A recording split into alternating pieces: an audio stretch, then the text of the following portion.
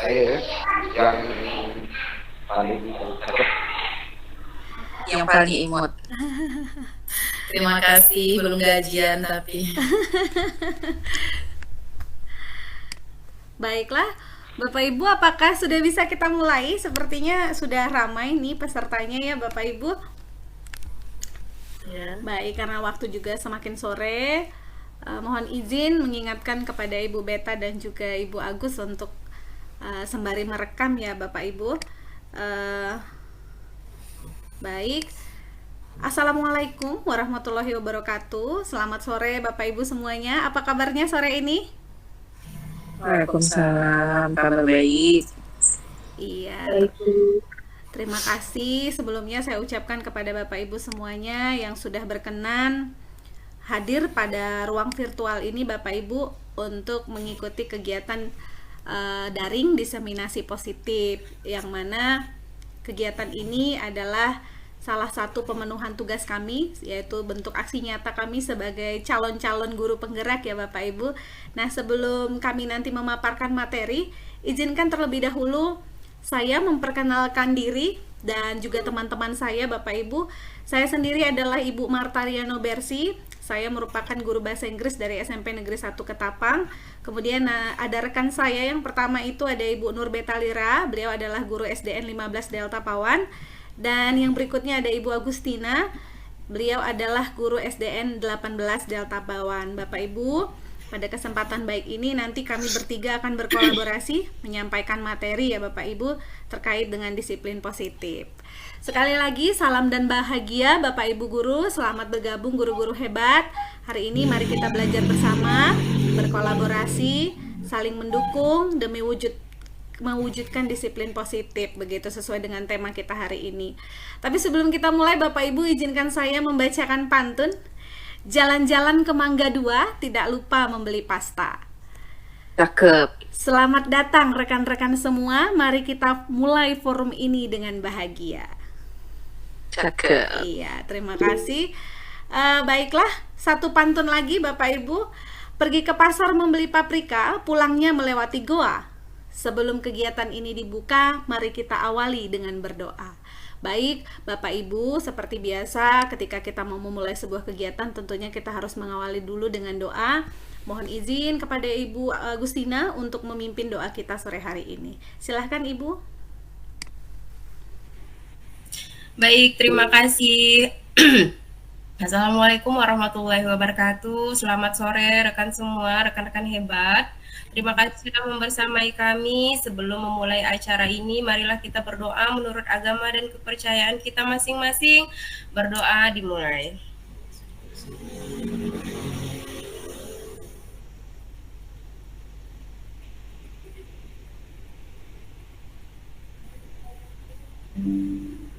Selesai. Baik, terima kasih Bu Agustina sudah memimpin kita berdoa sore hari ini. Saya sebelumnya juga mau mengucapkan terima kasih jikalau pada forum ini ada rekan-rekan saya dari Kombel SMP Negeri 1 MHU, kemudian juga ada Bapak Kepala Sekolah mungkin dari SDN 18 Delta Pawan, dan juga Ibu Kepala Sekolah SDN 15 Delta Pawan yang mungkin juga bergabung dalam forum ini. Kami ucapkan terima kasih Bapak Ibu untuk dukungannya pada kami bertiga. Kami ucapkan selamat datang. Nah, Bapak Ibu, izinkan saya memberikan sedikit pemaparan mengenai tujuan kegiatan kita pada sore hari ini.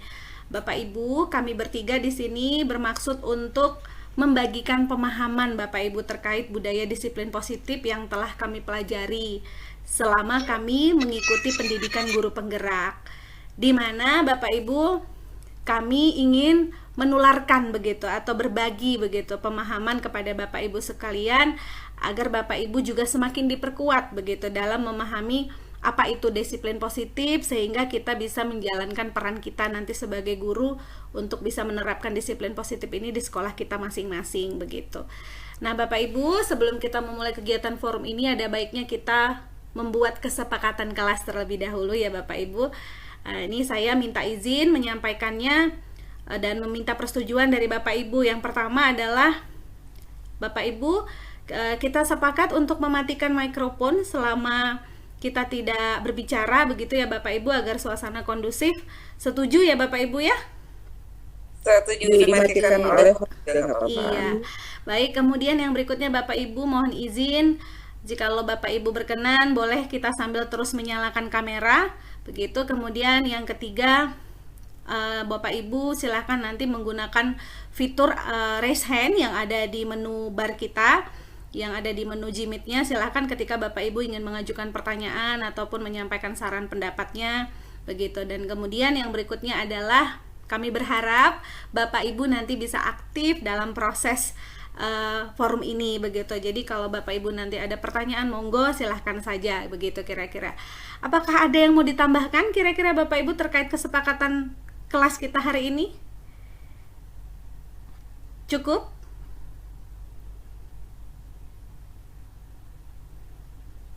Cukup, baiklah. Terima kasih Bapak Ibu. Demikianlah tadi pembukaan. Kita langsung saja Bapak Ibu untuk sampai pada pemaparan materi. Bapak Ibu, pemaparan materi ini nanti akan dibagi menjadi 3 sesi Bapak Ibu, di mana Ibu Agustina nanti beliau akan memaparkan terkait dengan paradigma belajar dan apa itu disiplin positif.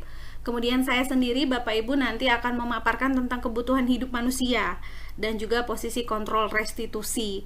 Dan yang terakhir nanti Ibu Nurbeta, beliau akan memaparkan terkait keyakinan kelas dan juga segitiga restitusi. Baiklah, langsung saja Bapak Ibu, saya serahkan kepada pemateri pertama kita yaitu Ibu Agustina. Silahkan Ibu untuk menyampaikan materinya. Baik, terima kasih Bu Marta. Izin share screen Bapak Ibu.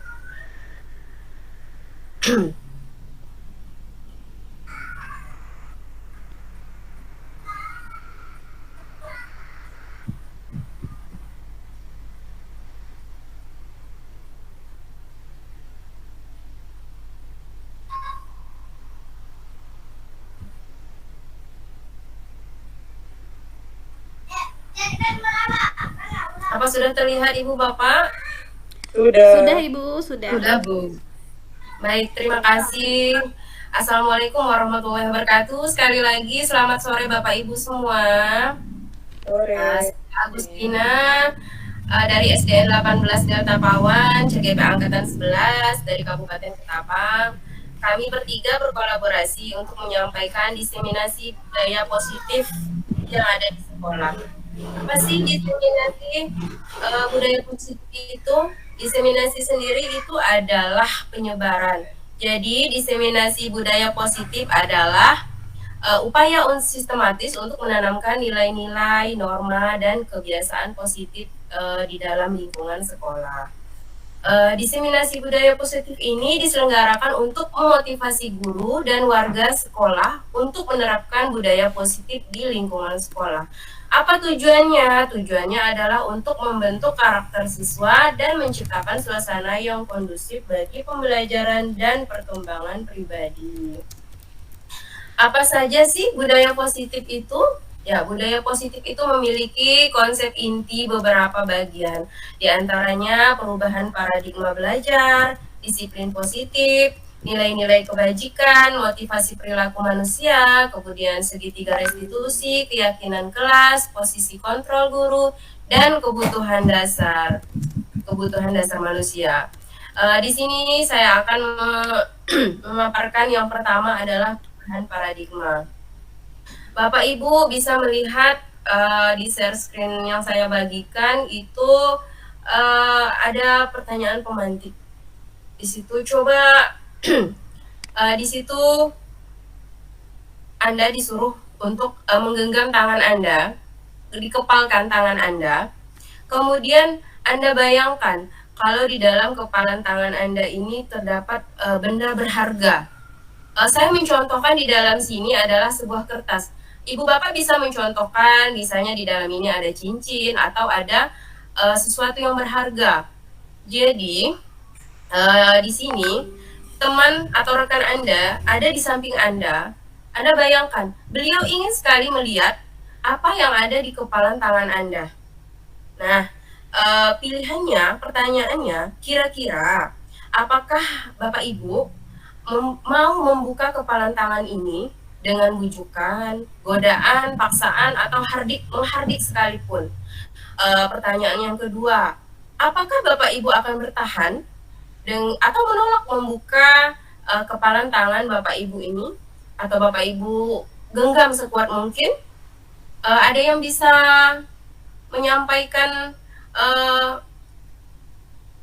idenya atau pendapatnya?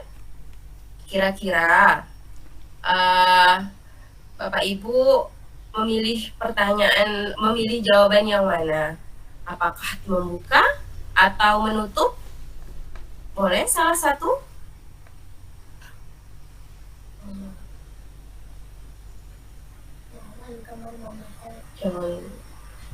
Ibu Eka?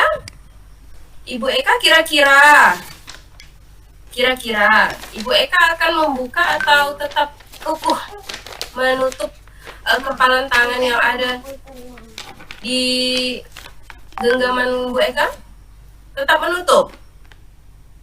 Oh iya, Bu Eka mungkin lagi Bu Eka sedang off suara. Baik, pilihannya tergantung kontrol dari Bapak Ibu sendiri. Tidak ada jawaban yang benar, tidak ada jawaban yang salah. Kontrol semua yang ada di pikiran Bapak Ibu itu menurut ide dan keinginan Bapak Ibu sendiri. Boleh membuka, boleh memperlihatkan, boleh tetap kukuh mempertahankan apa yang ada di genggaman Bapak Ibu. Baik, itu hanya pemantik saja. Kira-kira seperti itu paradigma perubahannya. Kemudian dari kontrol yang sudah Ibu Bapak kira-kira tetapkan pada diri, saya mengambil satu teori dari William Glasser.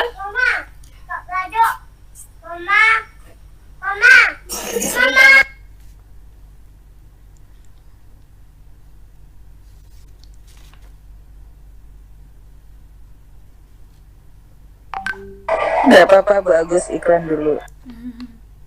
Mohon maaf kalau di rumah begini banyak iklannya. Ya, kita lanjut. Saya mengambil satu teori dari Dr. William Glasser. Beliau membelah teori kontrol menjadi 4 bagian. Yang pertama adalah ilusi guru mengontrol murid. Yang kedua, ilusi bahwa semua penguatan positif efektif dan bermanfaat. Lalu ilusi yang ketiga bahwa kritik dan membuat orang merasa bersalah dapat menguatkan karakter. Dan yang keempat adalah ilusi bahwa orang dewasa memiliki hak untuk memaksa. Baik, saya akan memaparkan sedikit tentang ilusi mengenai guru mengontrol murid.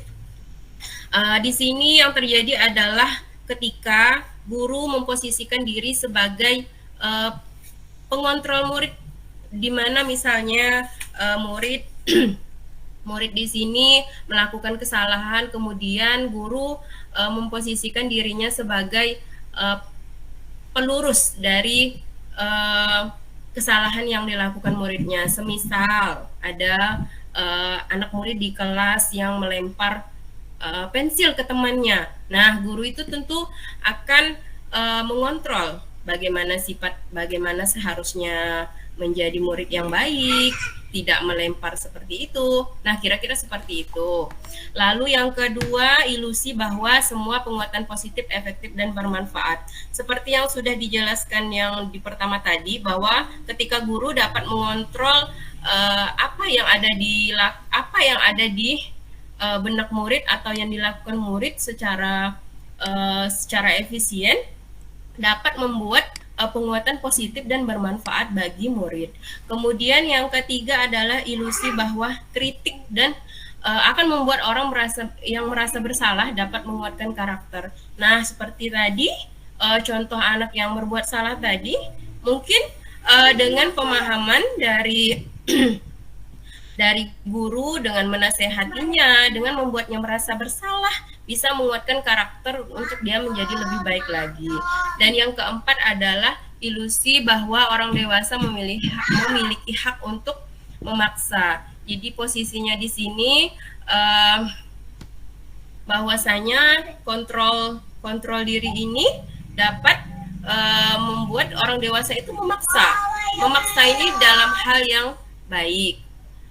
Oke, kemudian bagaimana seseorang bisa berubah dari paradigma stimulus respon menjadi pendekatan teori kontrol?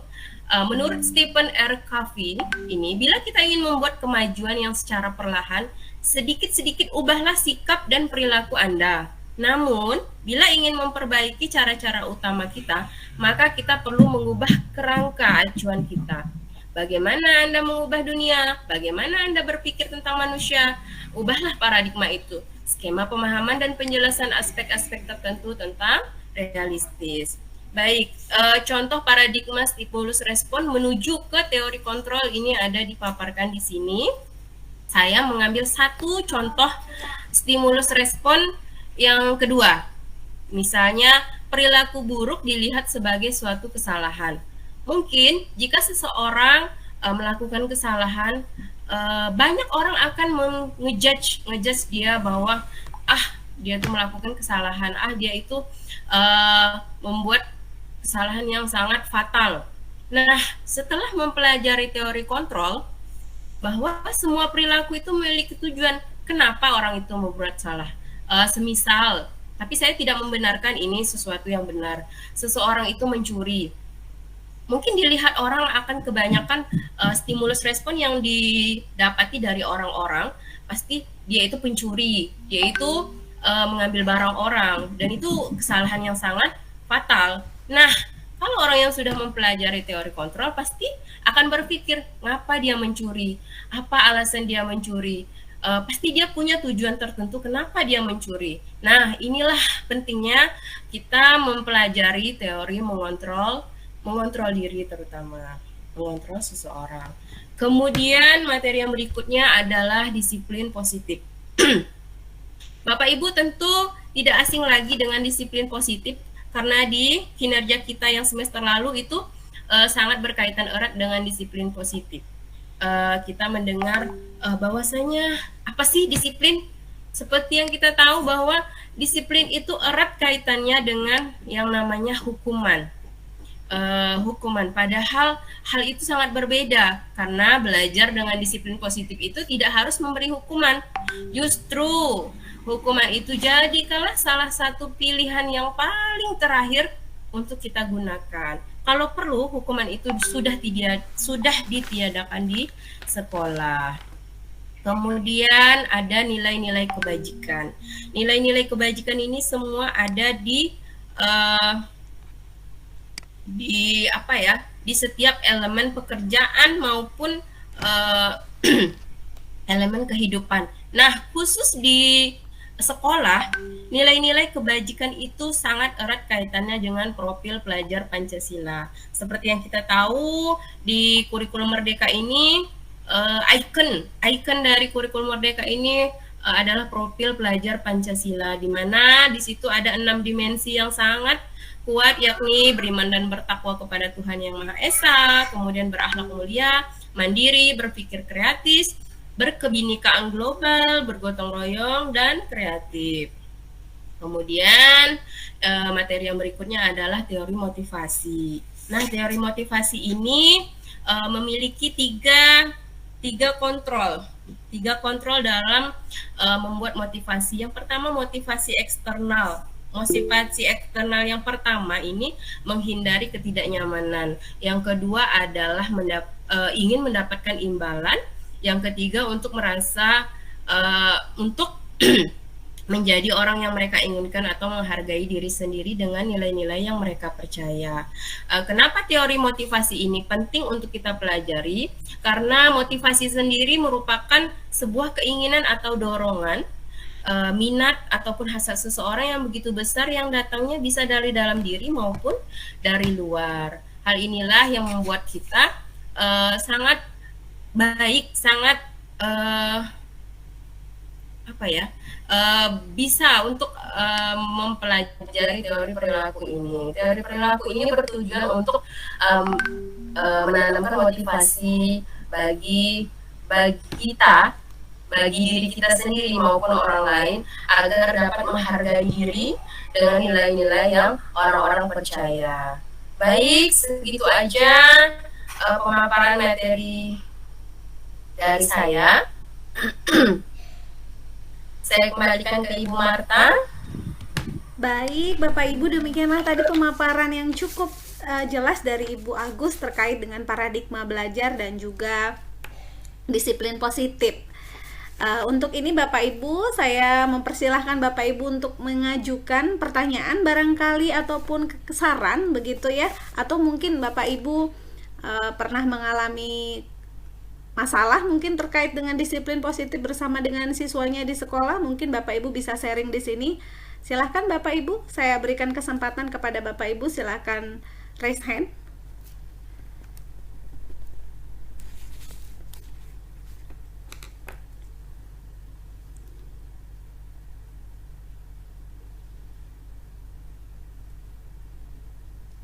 Silahkan Bapak Ibu.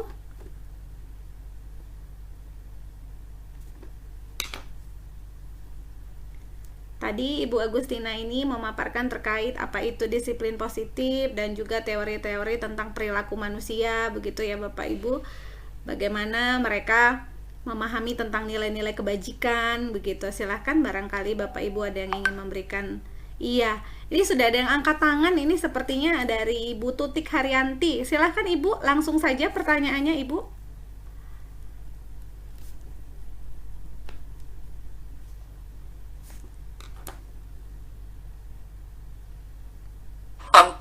On cam Bu Tuti. Iya, tapi raise hand ya Ibu Tuti ya. Bu Tuti, apakah Ibu bisa mendengar suara saya? Ibu masih mute itu mikrofonnya Ibu.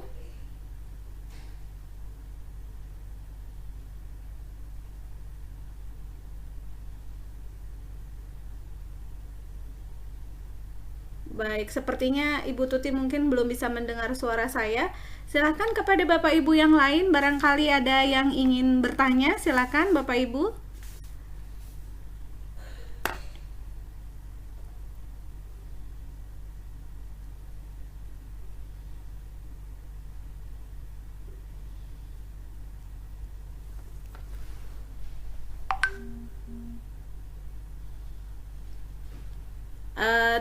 Tidak hanya pertanyaan Bapak Ibu, barangkali Bapak Ibu juga ingin memberikan penguatan juga silahkan.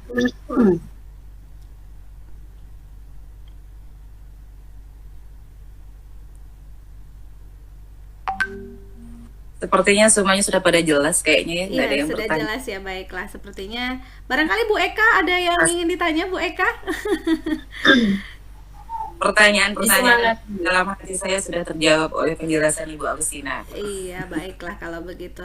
Jadi tidak ada pertanyaan ya Bapak Ibu terkait dengan pemaparan paradigma belajar dan juga disiplin positif ini. Baiklah Bapak Ibu, langsung saja kita melanjutkan ke pemateri berikutnya, yaitu saya sendiri Bapak Ibu. Saya mohon izin untuk share screen ya. Mohon izin Ibu Agustina.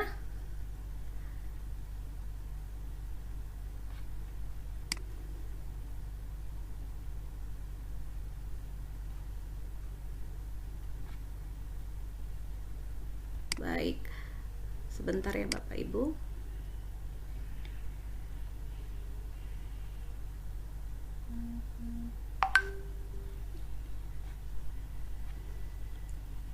Baik Bapak Ibu, apakah suara saya terdengar jelas? Karena sinyal di rumah saya agak sedikit buruk.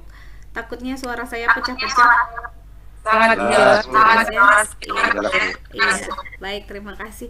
Ini sebelumnya saya juga mengucapkan terima kasih sekali kepada Bapak Kepala Sekolah saya sewaktu saya di SMP Negeri 1 Ketapang, Pak Darwin. Terima kasih banyak sudah join ya Bapak sore hari ini. Baik Bapak Ibu. Sama Bu. Iya Pak. Bapak Ibu, izinkan saya menyampaikan terkait dengan kebutuhan manusia, begitu, kebutuhan dasar manusia ya Bapak Ibu. Jadi di sini saya khusus menyampaikan materi terkait ini. Bapak Ibu, sebelum saya lanjut, saya ingin bertanya dulu nih kepada Bapak Ibu. Ada Ibu Sri di sini. Ibu Sri, saya izin bertanya nih. Ibu Sri, kira-kira sekarang ini lagi butuh apa nih Bu Sri? Ada Ibu Sri nih. Atau Ibu Sri bisa dengar suara saya?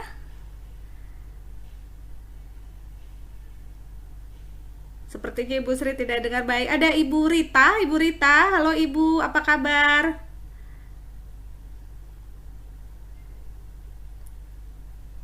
Baik. Sepertinya yang on cam itu ada Ibu Eka. Bu Eka izin bertanya nih, Bu Eka saat ini lagi butuh apa nih Bu Eka? Lagi butuh apa ya? Kalau butuh kasih sayang takut alay ya. Oh tidak Ibu, itu juga termasuk kebutuhan kita loh sebagai manusia. Tentu tidak ya. Kasih sayang ya Bu ya? Iya. Iya betul. Nah ternyata Bapak Ibu kita ini punya 5 kebutuhan dasar begitu. Nah salah satunya mungkin tadi yang sudah disebutkan oleh Ibu Eka yaitu kasih sayang, benar sekali. Nah, apa saja kebutuhan dasar manusia itu Bapak Ibu? Yang pertama itu adalah bertahan hidup, begitu ya. Kemudian yang kedua kasih sayang dan rasa diterima gitu. Apalagi kita cewek-cewek pengennya selalu disayang ya nggak sih? Apalagi kalau yang sudah menikah pasti pengen disayang suami ya kan? Kemudian yang ketiga adalah penguasaan dan yang keempat kebebasan. Dan yang terakhir itu Bapak Ibu adalah terkait kesenangan begitu.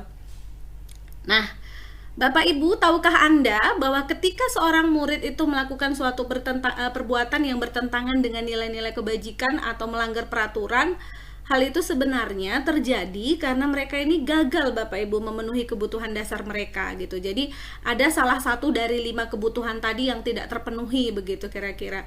Nah, mari kita ulik-ulik lagi Bapak Ibu, kira-kira kalau kebutuhan bertahan hidup itu terkait dengan kebutuhan apa? Nah, kalau bertahan hidup itu Bapak Ibu terkait dengan kebutuhan makanan, pakaian, rumah begitu ya, tempat tinggal, tubuh yang sehat dan juga keamanan begitu, ada rasa aman begitu Bapak Ibu. Kemudian yang berikutnya adalah kasih sayang dan dirasa diterima. Nah, ini terkaitlah Bapak Ibu dipedulikan perasaannya begitu ya, berbagi, kemudian kerjasama. Dan yang ketiga Bapak Ibu yaitu kebutuhan dasar yang terkait penguasaan. Yang mana di sini kita pengen dihargai gitu ya, kemudian ingin dianggap keberadaannya, pengen berprestasi, pengen juga jadi pemimpin, kira-kira begitu.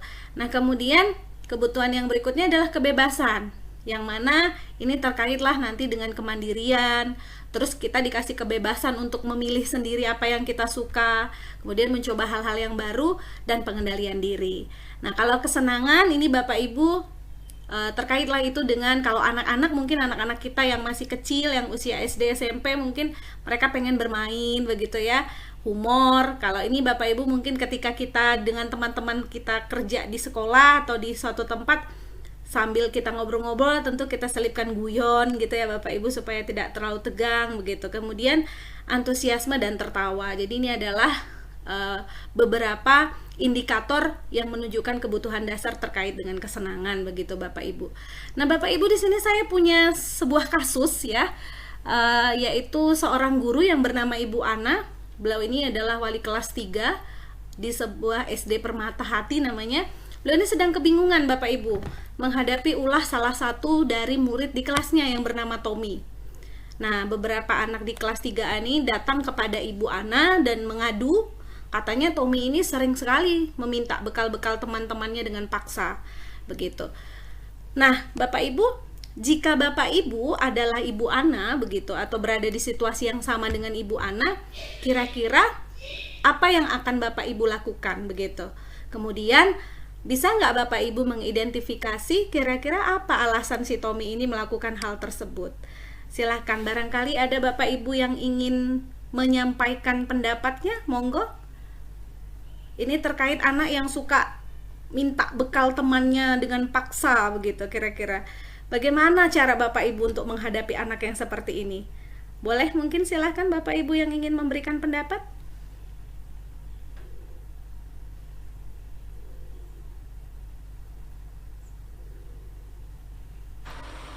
Saya Bu.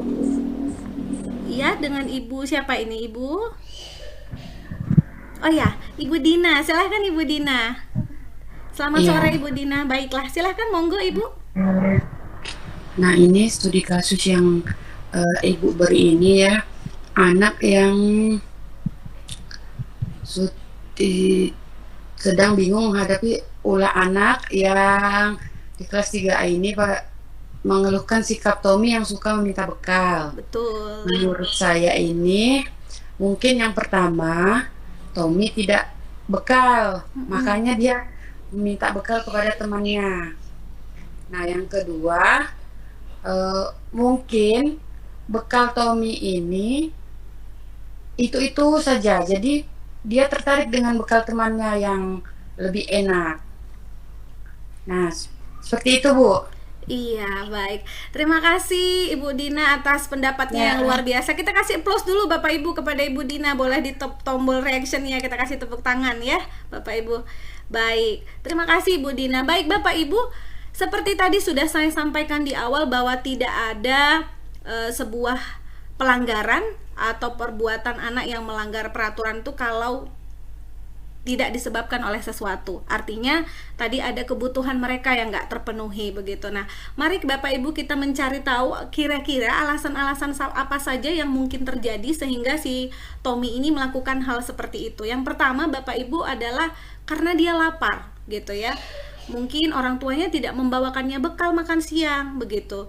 Jadi dia merasa lapar, maka dalam hal ini Bapak Ibu si Tommy ini sedang berusaha untuk memenuhi kebutuhan bertahan hidup begitu. Karena lapar, pengen bertahan hidup ya minta punya kawan begitu. Kemudian alasan yang kedua Bapak Ibu bisa saja karena dia merasa senang temannya memperhatikan dia. Jadi ketika teman-temannya lapor kepada guru, terus gurunya lapor kepada orang tua, jadi orang tuanya nih akan jadi lebih aware kan, jadi memperhatikan dia begitu. Maka kebutuhan dasar yang sedang berusaha dipenuhi oleh Tommy ini Bapak Ibu tentu adalah rasa kasih sayang dan bisa diterima begitu. Kemudian alasan yang ketiga Bapak Ibu bisa saja karena temannya takut tadi, jadi takut karena dipaksa oleh si Tommy untuk dikasih bekal.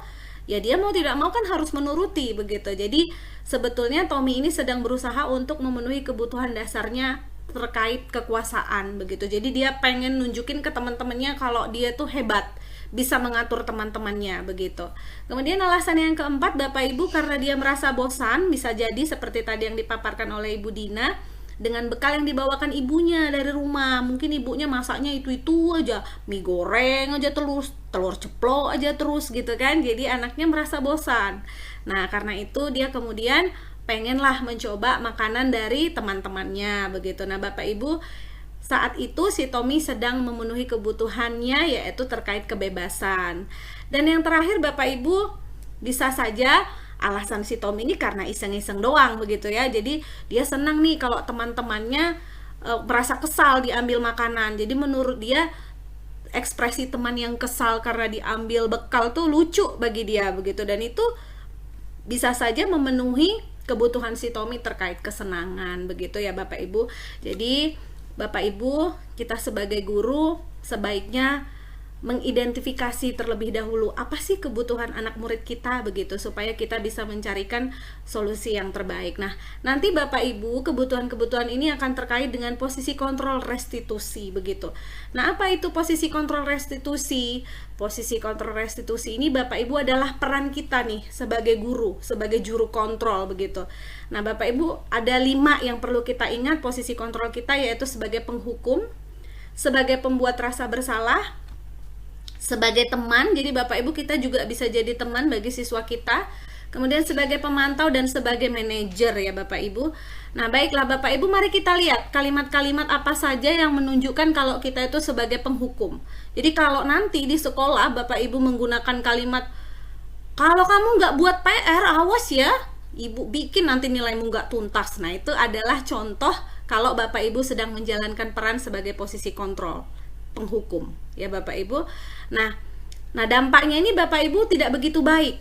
Kenapa? Anak-anak tuh cenderung jadi nggak patuh sama kita dan besoknya lagi dia mengulang gitu. Contoh Bapak Ibu, mungkin Bapak Ibu sama seperti saya di sekolah kita itu pasti di kelas-kelas tuh ada anak-anak yang malas ngerjakan PR berulang-ulang kali pernah ngerjakan PR. Nah udah kita tegur lah, kita ancam lah bahasanya begitu, nanti kamu nggak naik kelas loh, begini begitu. Tapi dia tetap melakukan hal yang sama. Itulah posisi kita sebagai penghukum. Kemudian yang kedua Bapak Ibu pembuat rasa bersalah. Nah kalau pembuat rasa bersalah ini kita mau membuat anak itu merasa bersalah atas perbuatannya. Contoh kita bisa mengatakan, aduh ibu ini udah stres gara-gara kelakuan kamu, aduh ibu kecewa pokoknya sama kamu, luar biasa kamu ini begitu. Nah itu adalah posisi kontrol kita sebagai pembuat rasa bersalah. Nah, bagaimana kalau sebagai teman? Kalau sebagai teman ya kita memposisikan diri berada di posisi sebaya dengan dia begitu Bapak Ibu. Jadi kalimatnya pun sedikit lebih baik, yaitu ayolah lakukanlah ini demi ibu, masa kamu nggak mau begitu, bantu ibu lah nak begitu. Nah, itu adalah posisi kita sebagai teman Bapak Ibu. Nah, tapi ada kekurangannya Bapak Ibu. Kalau kita memposisikan diri sebagai teman ini Bapak Ibu, kita biasanya jadi membuat anak murid itu lemah. Jadi sering bergantung sama kita begitu. Kemudian Bapak Ibu posisi sebagai pemantau begitu. Nah, posisi sebagai pemantau ini Bapak Ibu biasanya selalu mengkaitkan dengan peraturan-peraturan yang ada. Kamu tahu kan peraturan di sekolah kita apa? Nah, itu adalah ketika Bapak Ibu sedang menjalankan posisi sebagai pemantau. Dan Bapak Ibu, posisi sebagai pemantau ini lebih menitik beratkan pada pemberian hukuman begitu. Atau memberikan hadiah juga bisa. Contoh misalnya, kalau Bapak Ibu yang mengajar di kelas rendah di SD, biasanya Bapak Ibu suka ngasih stiker bintang misalnya ya, atau reward-reward tertentu kepada anak-anak gitu. Nah, jadinya anak-anak ini ketika mematuhi sesuatu atau ikut peraturan tuh karena mereka pengen dapat rewardnya, bukan karena mereka sadar itu salah begitu. Nah, yang terakhir Bapak Ibu adalah posisi sebagai manajer. Bapak Ibu, posisi inilah yang paling ideal kita lakukan sebagai seorang guru. Mengapa? Karena pada posisi ini Bapak Ibu, kita itu mengajak murid kita untuk mencari tahu sebab masalahnya apa, dan kemudian dia sendiri yang mencari solusinya begitu. Jadi Bapak Ibu nanti bisa mengajukan pertanyaan seperti ini. Jadi bagaimana caramu nak untuk memperbaiki situasi ini? Kira-kira kamu ada ide nggak? Gimana supaya ini nggak terulang lagi begitu. Jadi Bapak Ibu, tujuan dari posisi manajer ini adalah supaya anak-anak kita itu belajar mengevaluasi dirinya dan tahu nanti bagaimana caranya untuk memperbaiki diri begitu ya Bapak Ibu. Nah, Bapak Ibu, ini ada contoh. Nah, ini kalau Bapak Ibu mungkin sering juga mendapatinya saat upacara bendera, saya tidak tahu, tapi biasanya kalau di sekolah kami Bapak Ibu, kalau ada anak yang nggak pakai atribut lengkap itu barisnya pisah begitu. Nah, Bapak Ibu, kalau Bapak Ibu melakukan hukuman misalnya karena anak-anak ini tidak lengkap atributnya, terus Bapak Ibu suruh hormat bendera selama 1 jam, nah itu Bapak Ibu sedang menjalankan posisi kontrol sebagai penghukum begitu. Kemudian misalnya Bapak Ibu mendapati anak ini sudah berulang-ulang kali melakukan perbuatan yang sama, nggak pernah pakai atribut lengkap, terus Bapak Ibu bilang, kamu ini udah bikin ibu bapak kecewa aja begitu. Nah, itu Bapak Ibu sedang menjalankan posisi sebagai pembuat rasa bersalah. Kemudian kalau sebagai teman gimana? Kalau sebagai teman biasanya Bapak Ibu bilang begini, ayo dong kamu minggu depan dipakai dong atributnya, jangan diulang-ulang terus kesalahannya ya nak begitu. Nah, bahasanya pun Bapak Ibu jauh lebih calming down, jadi lebih rendah intonasinya begitu, dan terkesan memelas atau memohon begitu ya Bapak Ibu. Kemudian kalau pemantau gimana? Wah, ini Bapak Ibu seperti tadi yang sudah saya bilang, ini lebih ke peraturan aja terus yang dibahas. Kamu itu ya udah melanggar peraturan sekolah begitu-begitu. Jadi itu posisi sebagai pemantau. Nah, kalau sebagai manajer Bapak Ibu kita tanya sama dia, sama si anak, kamu tahu nggak nak salahmu apa? Misalnya dia jawab, iya Bu tahu, saya nggak pakai dasi pagi ini misalnya. Nah, bagaimana caranya kamu bisa memperbaiki kesalahanmu ini? Nah, misalnya dia jawab, minggu depan saya nggak akan lupa Bu, untuk hari ini saya pinjam dulu punya teman misalnya, atau saya mau ke koperasi Bu beli dasi sebentar misalnya. Begitu Bapak Ibu. Jadi kita tanya penyebabnya dari si anak dan kita minta solusinya juga dari si anak. Begitu Bapak Ibu. Nah, Bapak Ibu, di antara kelima posisi kontrol tersebut, sebaiknya kita para guru Bapak Ibu menggunakan posisi kontrol sebagai manajer. Mengapa? Karena dengan menjalankan posisi sebagai manajer, kita jadi membuat anak murid kita itu Bapak Ibu bertanggung jawab. Begitu, bertanggung jawab untuk menemukan solusi dari masalahnya sendiri. Jadi nggak melulu Bapak Ibu yang harus memberikan solusi. Solusi itu harus datang dari anak begitu. Kemudian dengan adanya posisi manajer ini Bapak Ibu, kita berharap nanti anak kita ini punya identitas positif, yang mana di dalam diri mereka itu sudah punya karakter profil pelajar Pancasila begitu. Jadi dengan menjalankan posisi kontrol ini, harapannya anak-anak murid kita ini tumbuh menjadi pribadi yang lebih baik dan positif begitu. Nah, baiklah Bapak Ibu, di penghujung pemaparan saya ingin menyampaikan kaitan antara kebutuhan dengan posisi kontrol. Jadi Bapak Ibu, ketika murid kita itu merasa kebutuhannya dipenuhi, baik itu kebutuhan kasih sayang, cinta tadi ya Bapak Ibu, kekuasaan, kebebasan maupun kesenangan, maka mereka ini akan cenderung lebih terlibat dalam proses pembelajaran Bapak Ibu. Mereka akan lebih bertanggung jawab, mereka juga akan lebih berkembang dalam lingkungan yang positif, dan posisi kontrol yang tepat membantu mereka untuk mendukung kebutuhan-kebutuhan ini. Jadi Bapak Ibu bisa memfasilitasi pembelajaran secara lebih mendalam. Dan nanti Bapak Ibu, harapan kita tuh kan di masa depan ketika nanti anak-anak kita ini tumbuh di lingkungan masyarakat, mereka bisa menjadi individu yang lebih matang dan bertanggung jawab begitu. Baiklah Bapak Ibu, demikianlah pemaparan saya. Saya kembalikan kepada Ibu Agus. Silahkan Ibu Agus. Baik, terima kasih pemaparan hebat dari Bu Marta tentang kebutuhan dasar manusia dan posisi kontrol kita sebagai guru dan kepala sekolah di sekolah ya.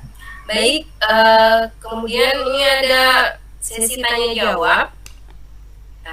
Dipersilakan bagi teman-teman rekan-rekan guru yang ingin bertanya atau ingin menyampaikan pendapatnya, dipersilakan.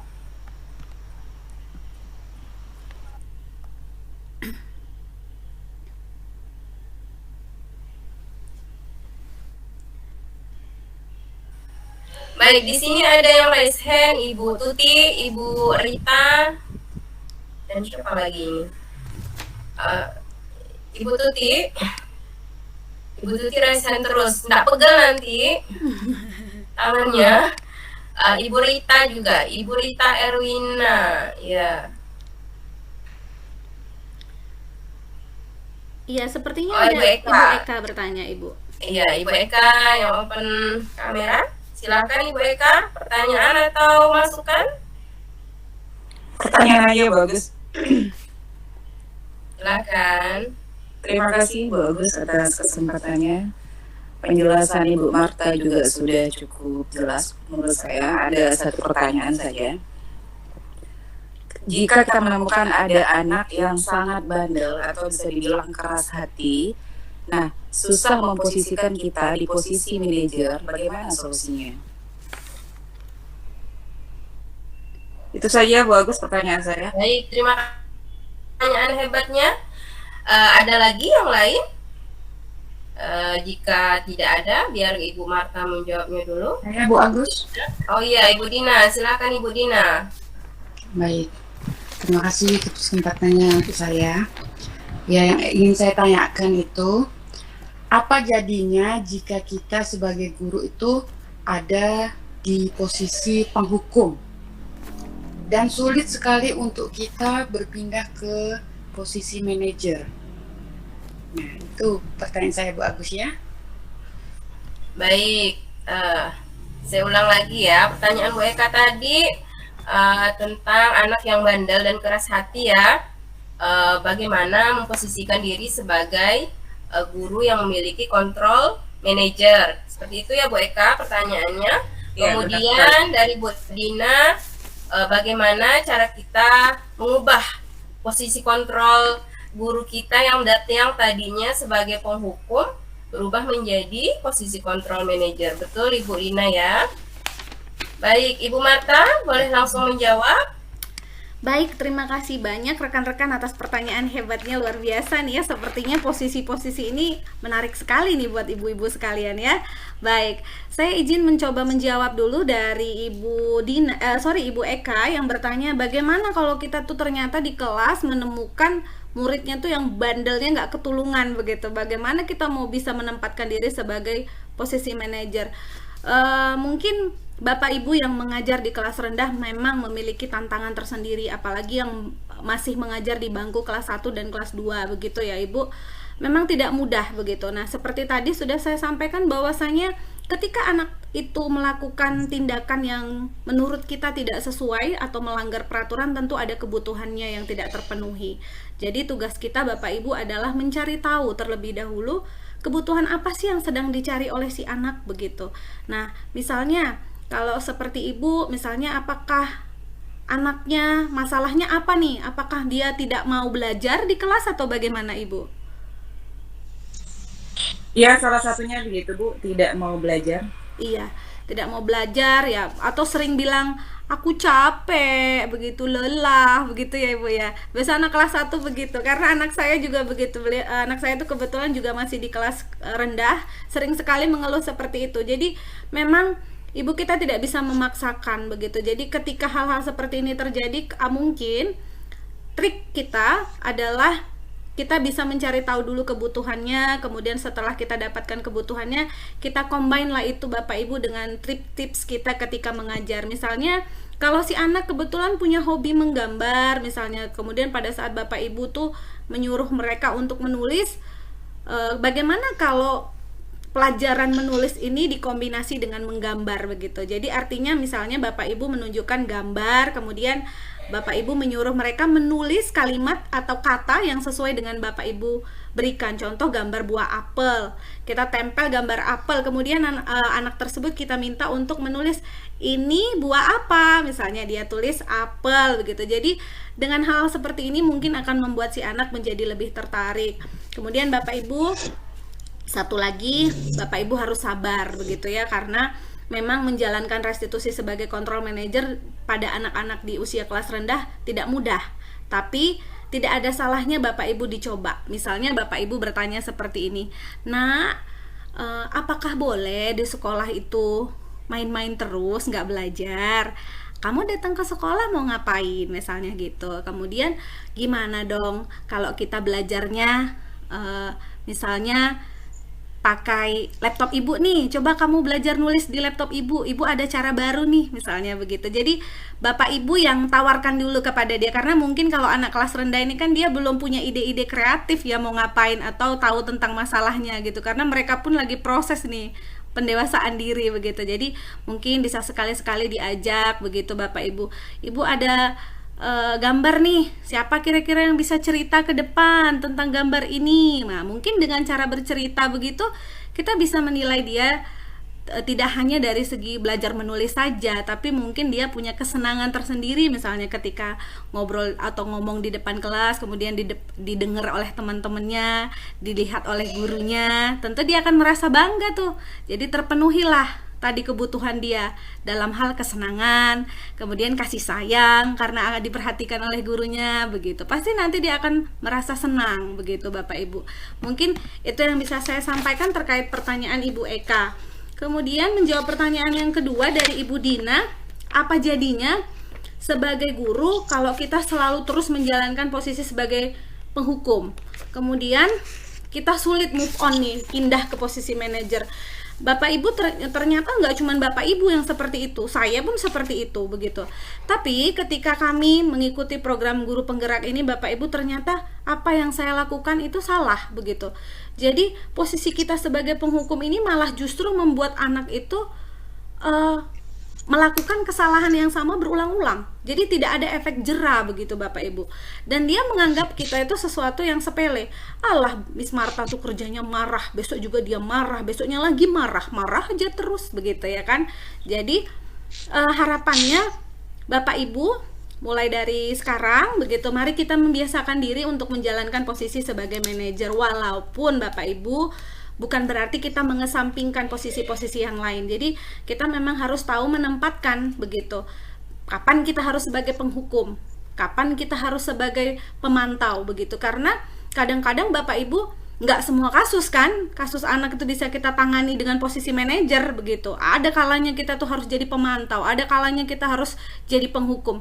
Karena kalau kita memposisikan diri sebagai manajer ini kan kita harus lihat juga karakter anaknya.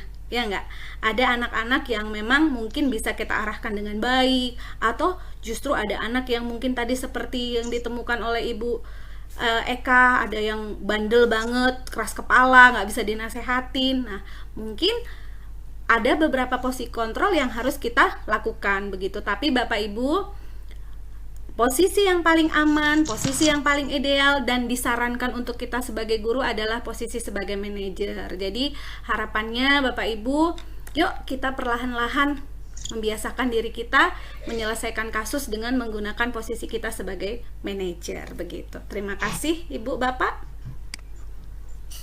Baik. Bu, penjelasannya. Iya, sama-sama. Baik, Bu Eka, sudah jelas Bu Eka? Terima kasih Bu Marta, saya rasa sudah cukup jelas. Terima kasih Nah, Bu Eka. Baik, terima kasih. Wah, Ibu Rita Erwina, ini dari tadi raise hand dan sudah membuka mic-nya. Silakan Ibu Rita, adakah yang mau ditanyakan atau adakah yang mau disampaikan? Sinyal tadi ya.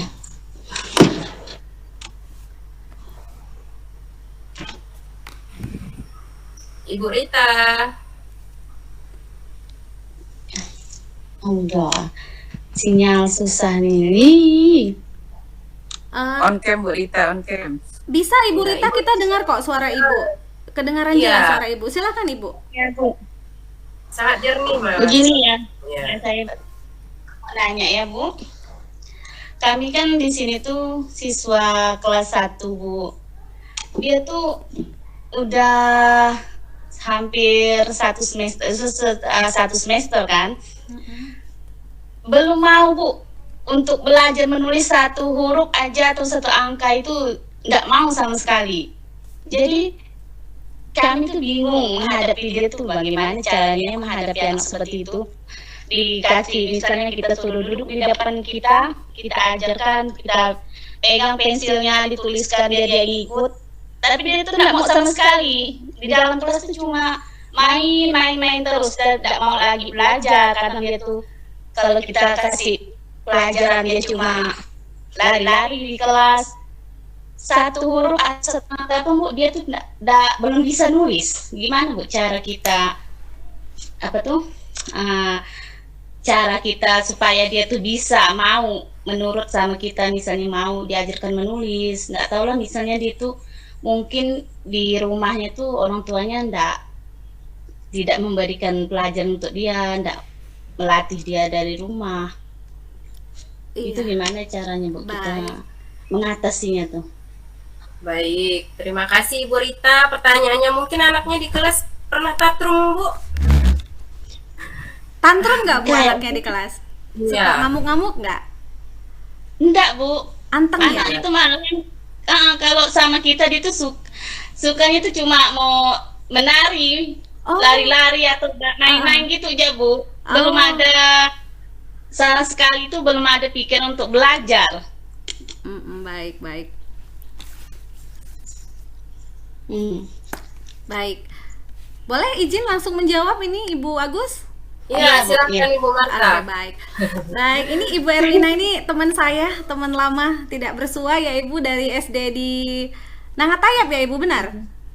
Iya. Iya, jadi baik Ibu Erwina, Ibu Rita, ini pertanyaannya menarik sekali. Sebenarnya kasus ini Bu nggak cuma di bangku SD Bapak Ibu ternyata. Jadi di saya juga begitu. Jadi saya tuh maaf di SMP 1 tuh ada murid kita yang begini, tapi kebetulan anaknya kebutuhan khusus begitu. Jadi kita juga tidak bisa terlalu memporsir begitu Bapak Ibu. Namun demikian saya bersama dengan teman-teman guru tetap mencari-cari nih solusinya sampai sekarang begitu. Jadi kasusnya sama Ibu, tidak bisa menulis, belum bisa baca juga walaupun sudah duduk di bangku SMP begitu.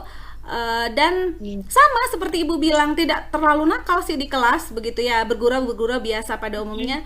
Tapi diajak komunikasi nyambung begitu. Jadi mungkin Bapak Ibu yang kami kelewatan pada saat itu Miss adalah kami lupa berkomunikasi dengan orang tua. Jadi karena kita menggunakan sistem zonasi, tentu ya karena masuk zona kita terima begitu ya Bapak Ibu. Jadi kita miss di bagian ternyata anaknya belum bisa baca nih, nulisnya juga masih belum bisa sama sekali Bapak Ibu, kecuali misalnya dia itu meniru tulisan yang ada di buku.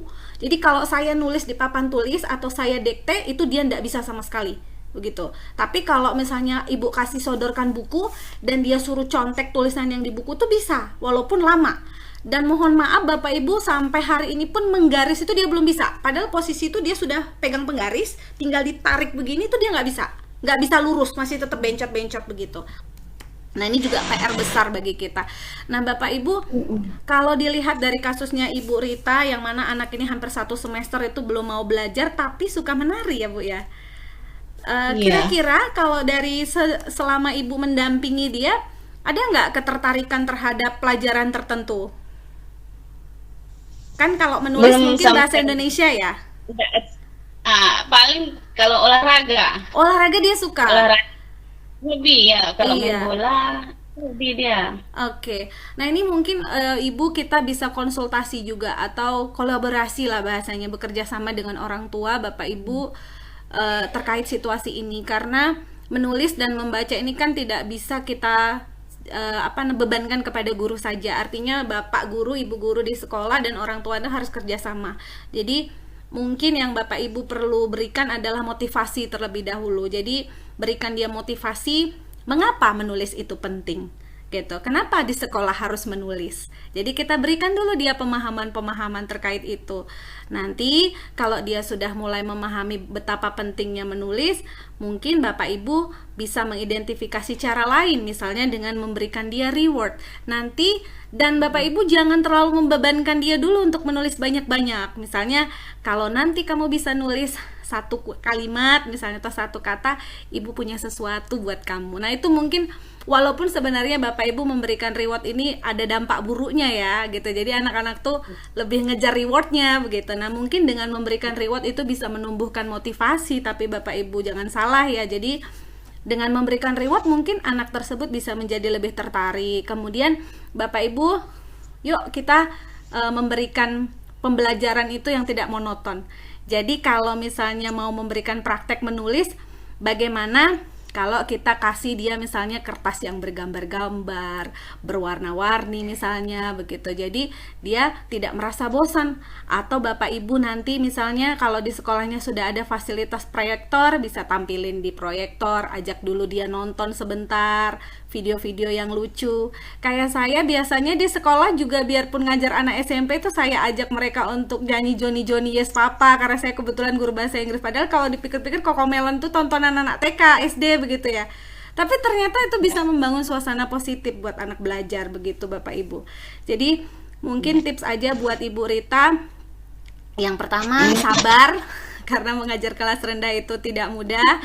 Yang kedua, Ibu identifikasi kebutuhan anaknya, Ibu, dia inginnya tuh seperti apa belajarnya. Kalau belajar menulis pengennya digimanain begitu. Apakah mau pakai gambar? Apakah sambil kita mencari drama-drama atau film-film pendek untuk anak yang bisa merangsang dia untuk menulis. Misalnya Ibu putarkan dongeng, terus siapa aja tadi yang ada di dongeng, ayo ditulis, misalnya Timun Mas begitu. Jadi dia mungkin menjadi lebih tertarik begitu ya Bu. Itu sedikit saran dari saya. Terima kasih Ibu. Terima kasih Bu Marta. Baik, terima kasih penjelasan hebatnya Bu Marta dan pertanyaannya dari Ibu Rita Erwina. Boleh di-mute Ibu Rita?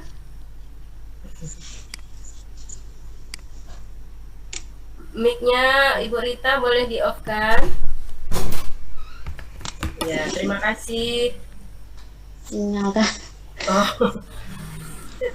Susah Bu. Sinyalnya sepertinya. Saya mute-kan ya Bu. Iya, susah dari sini ini Bu saya ini. Baik. Ada yang ingin bertanya lagi? Atau sudah cukup? Mohon jempolnya Bapak Ibu atau apa gitu. Respon dong. Langsung aja ya. Baik, sudah ya. Iya. Oke. Baik, setelah pemaparan dan sesi tanya jawab dari Ibu Marta tadi, kita lanjut ke pemaparan dari Ibu Nur Betalira yang akan memaparkan tentang keyakinan kelas dan segitiga restitusi. Kepada Ibu Beta dipersilakan.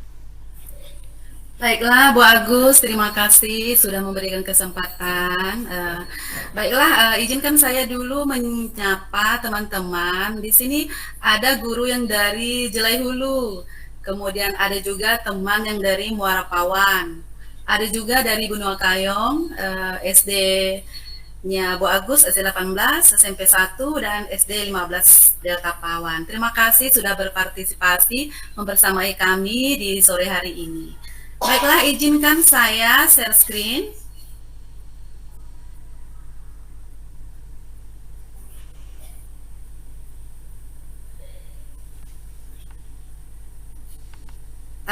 Bapak Ibu, apakah sudah nampak? Sudah. Ya, Bu. Iya. Baiklah, perkenalkan nama saya Nur Betalira. Saya adalah calon guru penggerak Angkatan 11 Kabupaten Ketapang. Kebetulan saya mengajar di SD Negeri 15 Delta Pawan. Nah, baiklah Bapak Ibu, perhatikan di layar. Di sini coba Bapak Ibu tebak, ada beberapa hewan yang tersembunyi dalam gambar ini. Nah, siapa yang mau mencoba? Ada berapa hewan yang di presentasi saya? Silakan. Ada berapa ya? Ada 14 kayak. Iya, Bu Eka, berapa Bu Eka? 14. 14. Ibu Supia. 9 Bu, 9. 9. Ibu Dina. 5, Bu. 5. Ibu Supia tadi 9 ya. Baiklah, mari kita lanjutkan.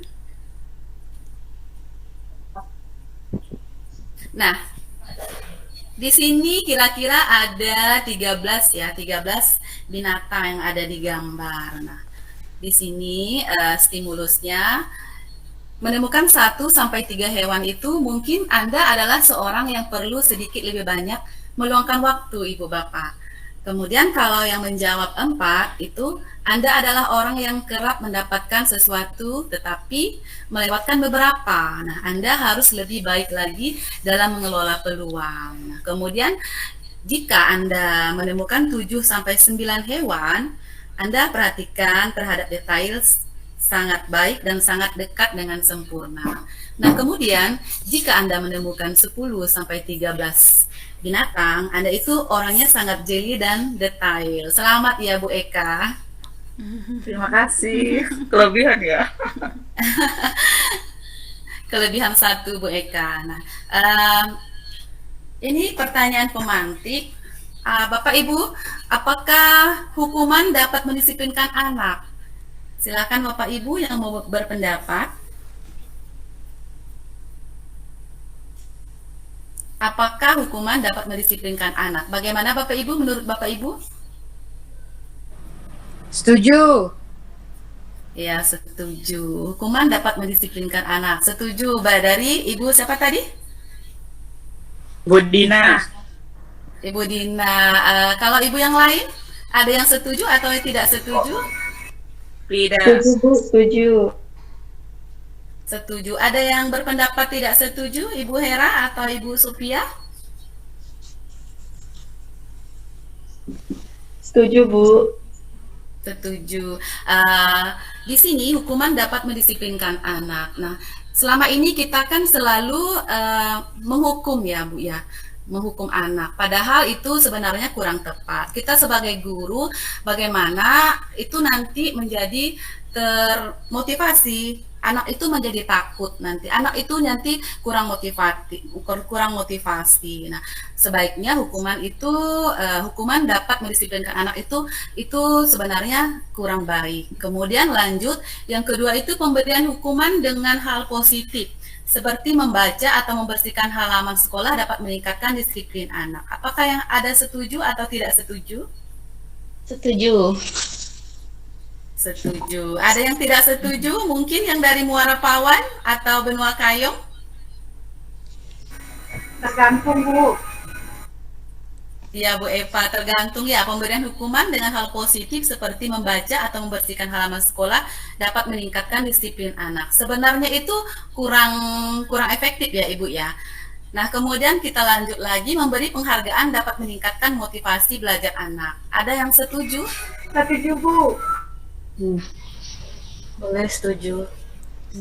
Kalau memberikan penghargaan dapat meningkatkan motivasi belajar anak, berarti anak itu nanti dia tidak mau belajar kalau misalnya harus diberi penghargaan. Masa anak itu selalu kita beri penghargaan baru dia belajar. Sebenarnya itu kurang efektif juga. Baiklah Ibu Bapak, saya lanjutkan lagi. Itu hanya stimulus.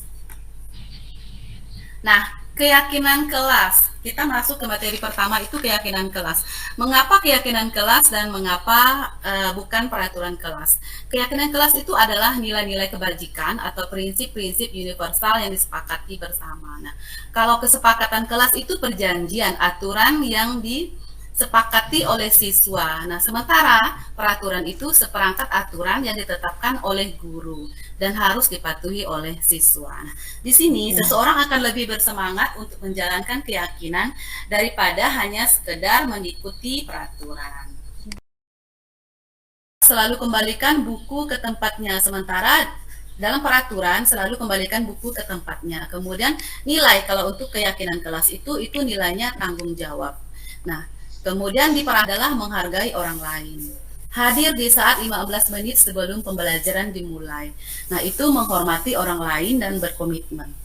Kemudian, dilarang melakukan kekerasan. Nah, itu nilainya itu keselamatan dan menghormati orang lain. Kemudian ada dilarang menggunakan narkoba. Nah, nilainya itu berkaitan dengan kesehatan. Pergantian atau menunggu giliran. Nah, itu adalah menghormati orang lain, belajar untuk bersabar. Menggunakan masker. Nah, menggunakan masker itu mengandung nilai kesehatan dan keselamatan. Kemudian jangan berlari di kelas atau koridor. Nah, itu manfaatnya, kaitannya itu keselamatan dan keamanan. Baiklah, saya lanjutkan lagi. Nah, keyakinan sekolah atau kelas. Nah, di dalam keyakinan itu guru berperan dalam mewujudkan terbentuknya keyakinan sekolah atau kelas dengan adanya kesepakatan antara guru dan murid. Nah, keyakinan itu berupa pernyataan universal yang mudah diingat dan dipahami dan harus diterapkan dalam lingkungan. Misalnya, siswa dan guru sepakat untuk mengadakan piket. Nah, lanjut ya. Pembentukan keyakinan kelas. Nah, pembentukan keyakinan kelas itu yang pertama bersifat abstrak, kemudian berupa pernyataan universal. Setelah itu dibuat dalam pernyataan positif. Sedikit saja agar mudah diingat, tidak usah panjang-panjang Bapak Ibu. Sesuai dengan kondisi kelas dan sekolah sehingga mudah diterapkan. Nah, semua warga sekolah atau warga kelas dilibatkan saat membuat keyakinan kelas. Nah, di sini saya melakukan praktik baik dalam pembuatan keyakinan kelas. Di sini peserta didik mengeluarkan pendapatnya apa yang boleh dan tidak boleh dilakukan di kelas. Nah, di sini saya memberikan anak-anak itu kertas. Nah, bahkan ketika ada seorang anak yang pemalu, selama ini kita tidak tahu apa sih maunya anak-anak ini, bagaimana sih anak-anak ini kita belajar, bagaimana sih nanti kelas yang akan kita jalani, yang akan kita sepakat itu seperti apa. Kemudian saya berikan kertas, kemudian saya suruh mereka menulis masing-masing maunya mereka itu seperti apa sih. Misalnya ada yang menulis disiplin, tepat waktu, piket tepat waktu, hadir tepat waktu, kemudian sopan santun. Nah, kemauan mereka itu beragam. Kemudian saya tempel di papan. Kemudian setelah ini adalah dokumentasi ketika saya menempelkan hasil dari tulisan anak-anak didik saya.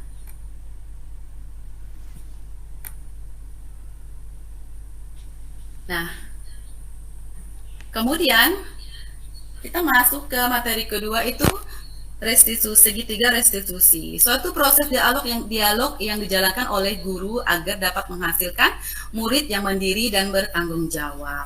Nah, di sini dalam segitiga restitusi itu ada 3 langkah. Yang pertama itu menstabilkan identitas, kemudian langkah kedua itu ada validasi tindakan salah, kemudian menanyakan keyakinan. Itu adalah tahapan-tahapan segitiga restitusi. restitusi itu sendiri adalah sebuah cara untuk menanamkan disiplin positif pada siswa tanpa menghakimi, melainkan dengan cara memberikan kesempatan pada siswa secara bebas untuk memperbaiki kesalahan mereka. Nah, itu dengan cara kesadaran mereka sendiri. Nah, dalam proses restitusi diri, maka murid akan menyadari dia sedang menjadi orang yang seperti apa sih, yang itu adalah menunjukkan fokus pada penguatan karakter. Nah, restitusi itu bukan untuk menebus kesalahan Bapak Ibu, namun untuk belajar dari kesalahan. Restitusi itu memperbaiki hubungan. Kemudian restitusi itu tawaran, bukan paksaan. Restitusi itu menuntun untuk melihat ke dalam diri. Restitusi itu fokus pada karakter dan bukan tindakan. Restitusi mencari kebutuhan dasar yang mendasari tindakan Bapak Ibu. Nah, di sini ada 10 ciri-ciri restitusi. Yang pertama itu restitusi bukan untuk menebus kesalahan, namun untuk belajar dari kesalahan. Kemudian memperbaiki hubungan. Yang ketiga itu tawaran bukan paksaan. Kemudian yang keempat restitusi untuk melihat ke dalam diri. Yang kelima mencari kebutuhan dasar yang mendasari tindakan. Yang keenam itu adalah cara yang paling baik.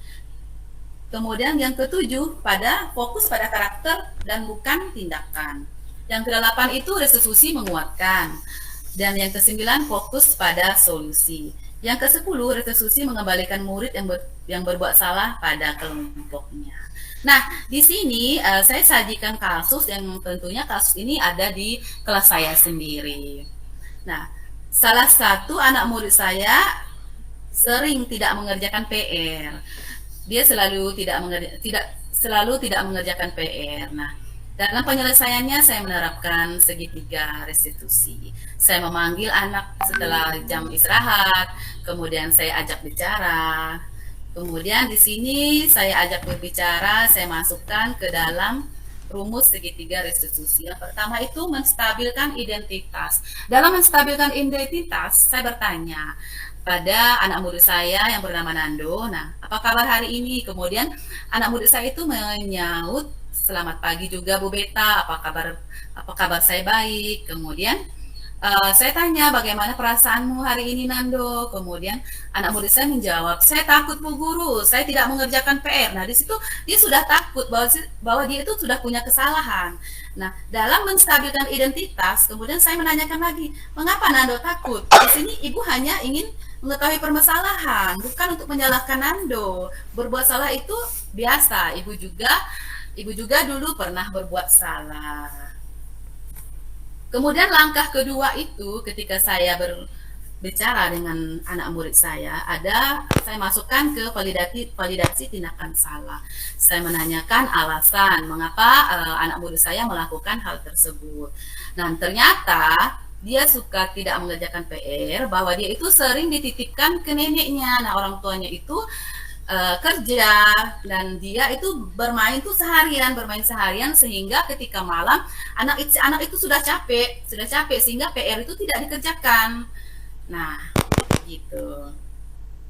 Kemudian langkah ketiga saya menanyakan keyakinan. Kira-kira seperti ini, menurut Nando tidak mengerjakan PR itu salah atau tidak Nando? Saya tanya sama Nando. Nah, dia sendiri menjawab perbuatan salah Bu Guru. Nah, kemudian baik, Nando berarti sudah paham ya, tidak melakukan perbuatan salah lagi ya? Dan si anak itu menjawab iya. Nah, kemudian saya menanyakan kepada anak itu melanggar keyakinan kelas yang mana? Nah, dia menjawab mengerjakan PR tepat waktu. Nah, seperti itu. Sambil sedih dia bercerita bahwa dia tidak mengerjakan PR tepat waktu. Baiklah Nando, lain kali jangan diulangi. Kemudian si anak itu minta maaf. Kemudian saya tanya Nandonya pengen seperti apa sih, dan dia ingin katanya boleh saya mengulangi membuat PR Bu Guru. Oh, terserah Nando, silakan Nando, dan silakan melanjutkan PR-nya Nando. Di sini kemudian ini berdasarkan prinsip membuat kesalahan adalah bagian dari proses pembelajaran. Itu dalam langkah menstabilkan identitas. Nah, kira-kira di sini pertanyaan dalam menstabilkan identitas itu kita bisa memasukkan pertanyaan berbuat salah itu wajar, kemudian tidak ada manusia yang sempurna, Ibu bapak juga pernah melakukan itu. Nah, kemudian ibu bapak tidak mau mencari siapa yang salah, tapi ibu bapak ingin mencari solusi dari permasalahan tersebut. Kemudian kamu berhak merasa begitu. Nah, dalam validasi tindakan salah, pertanyaan-pertanyaan guru kepada siswa berdasarkan prinsip setiap perilaku berupaya memenuhi suatu kebutuhan tertentu. Nah, di situ kita bisa menanyakan, kamu pasti punya alasan mengapa melakukan hal itu. Nah, bisa juga kita tanyakan, padahal kamu bisa melakukan yang lebih buruk dari ini ya. Nah, kamu patut bangga karena telah melindungi sesuatu yang penting buatmu. Kemudian ada juga pertanyaan, kamu melakukan karena mempertahankan sesuatu yang penting buat kamu. Nah, kita ajukan pertanyaan, kita sesuaikan dengan kondisi permasalahan anak tersebut. Nah, dalam menanyakan keyakinan, urutan yang keyakinan berdasarkan prinsip teori kontrol bahwa pada dasarnya kita termotivasi secara intrinsik atau ke dalam. Nah, kita bisa menanyakan, apa keyakinan kelas kita? Nah, kemudian nilai-nilai apa saja yang disepakati bersama? Seperti apa gambaran sebuah kelas yang ideal menurut kamu? Nah, kamu ingin menjadi orang seperti apa sih? Nah, pertanyaan-pertanyaan seperti itu kita bisa ajukan dalam menanyakan keyakinan. Nah, baiklah Bapak Ibu, saya rasa cukup presentasi saya. Saya kembalikan kepada moderator. Terima kasih. Baiklah Bapak Ibu. Ya. Begitu tadi pemaparan dari Ibu Beta. Silahkan Bapak Ibu, barangkali ada Bapak Ibu yang ingin bertanya, kami persilahkan. Mungkin Bapak Ibu ingin bertanya terkait segitiga restitusi, atau Bapak Ibu punya kasus nih terkait anak-anaknya di sekolah. Silakan.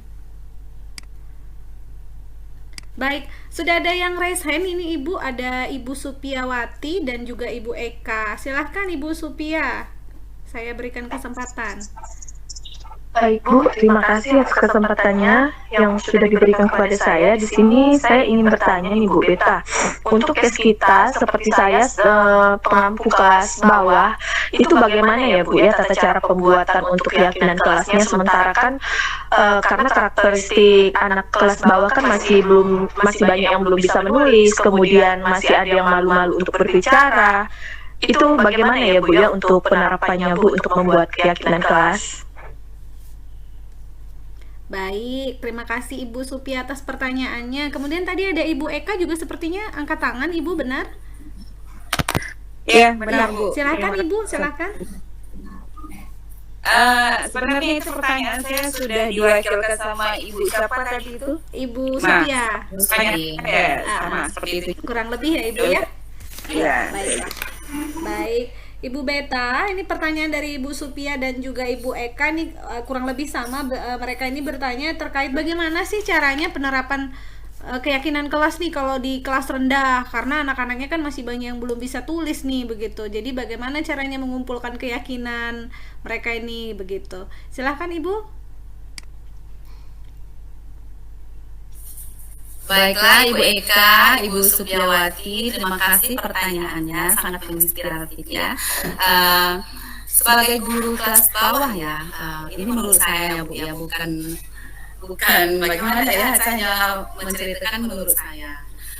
Sebagai seorang guru, kita kan kelas 1 atau kelas 2 itu kalau ada sekolah yang anak muridnya itu belum bisa membaca dan menulis. Nah, kita sebagai guru boleh kita tanya, misalnya ada anak yang tidak mengerjakan PR, atau ada anak yang ketika ada seorang anak yang terlambat, kita tanya, ayo abang, kenapa emang kamu mau terlambat kan? Nanti kamu ketinggalan pelajaran. Tidak Bu Guru, saya mau tepat waktu, datang tepat waktu.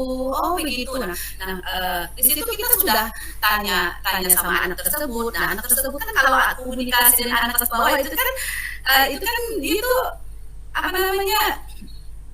tidak bisa menulis seperti anak kelas atas, tidak bisa seperti anak kelas 3, anak kelas 4. Nah, di situ bisa kita ambil petik misalnya setelah dia mengajukan pendapat dia tadi, Ibu Guru, kelasnya kotor. Nah, misalnya Nando, Pak Arti, kita harus membuat keyakinan kelas bahwa kita tepat waktu. Nah, kemudian sebagai seorang guru langsung kita ketik tuh, kemudian kita buat keyakinan kelas kita. Kemudian misalnya PR, ada teman yang mengerjakan PR, ada yang tidak mengerjakan PR dan ada yang sudah mengerjakan PR. Nah, ada anak itu tidak mengerjakan, Bu Guru, ini saya tidak mengerjakan PR. Nah, kita buat keyakinan bahwa mengerjakan PR itu harus tepat waktu. Nah, hal-hal kecil seperti itu saya kira kalau untuk kelas bawah boleh kita tulis sendiri, tetapi kita harus menanyakan pendapatnya. Kira-kira seperti itu, Ibu.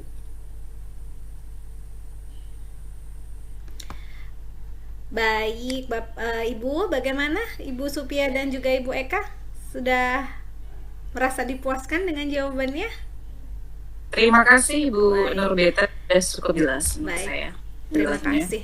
Baik, masih ada lagi barangkali di antara Bapak Ibu yang ingin bertanya? Saya persilahkan.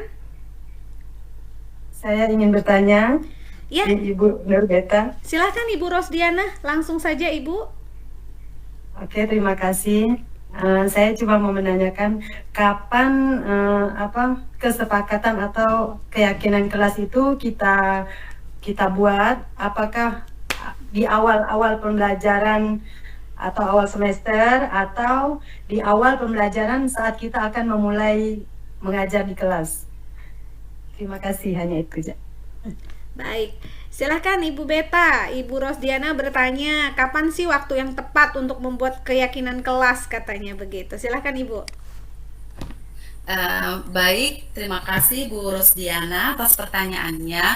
Menurut saya mungkin di awal Ibu, di awal pelajaran. Misalnya kemarin kan kita dari semester 1 ya, bulan 7 itu kita masuk, kita setelah kita kumpulkan anak-anak, kita buat kesepakatan di awal-awal pelajaran Bu. Maksud saya seperti ini Bu, ketika kita maaf.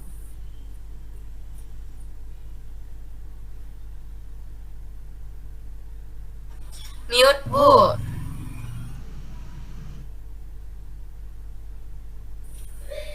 Mohon maaf Ibu, salah tekan tadi. Di awal pembelajaran Ibu, kita menulis, kita tanya dulu Ibu Ros, kita tanya dulu anak-anak maunya seperti apa sih. Nah, karena pembuatannya itu di awal-awal semester itu kita buat, nah kita sudah bertanya dan kita sudah tempel, otomatis anak-anak itu sudah tahu apa yang menjadi keyakinan kelas mereka. Nah, di situ kan misalnya saya ambil contoh kecil si Nando yang selalu tidak mengerjakan PR. Nah, karena kami sebelumnya sudah membuat kesepakatan keyakinan kelas, nah si Nando sudah mengerti, oh ini keyakinan yang sudah saya buat Ibu, berarti saya melanggar peraturannya. Jadi mungkin kita boleh membuat ketika kita baru masuk tahun ajaran, kita sudah membuat keyakinan kelas, begitu Ibu. Terima kasih. Iya, baik. Begitu Ibu Rosdiana, pemaparan dari Ibu Nurbeta, bagaimana?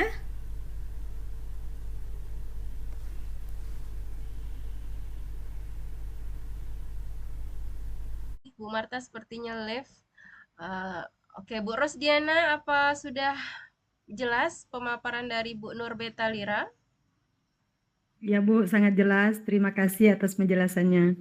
Ya, mungkin hanya ada tambahan sedikit dari saya, jika memang guru mapel itu membuat kesepakatannya bisa secara lisan saja, tidak perlu ditempel atau dibuat kertas setiap kelas, bisa juga.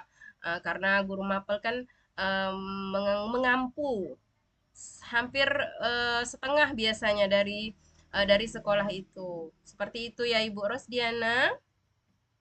Ya Bu, terima kasih. Iya, baik. Ada lagi yang ingin bertanya atau ada yang ingin memberikan saran dan masukan pada pemaparan yang sudah kami paparkan hari ini, Bapak Ibu hebat.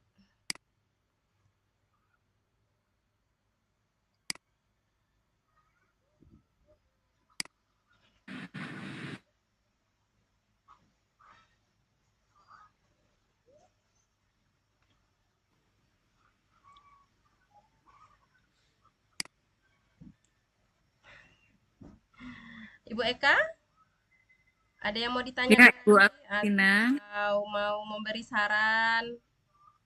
Saya rasa pemaparan yang sudah dijelaskan oleh Ibu Nurbeta sudah cukup jelas ya, sudah cukup bisa untuk dipahami. Saya rasa tidak ada yang perlu ditambahkan lagi. Mungkin ibu-ibu yang lain? Iya nih, ibu-ibu yang lain, ada yang ingin ditanyakan lagi atau masih ada unek-unek mengenai posisi kontrol guru di sekolah, mengenai keyakinan kelas, atau mengenai materi yang sebelumnya?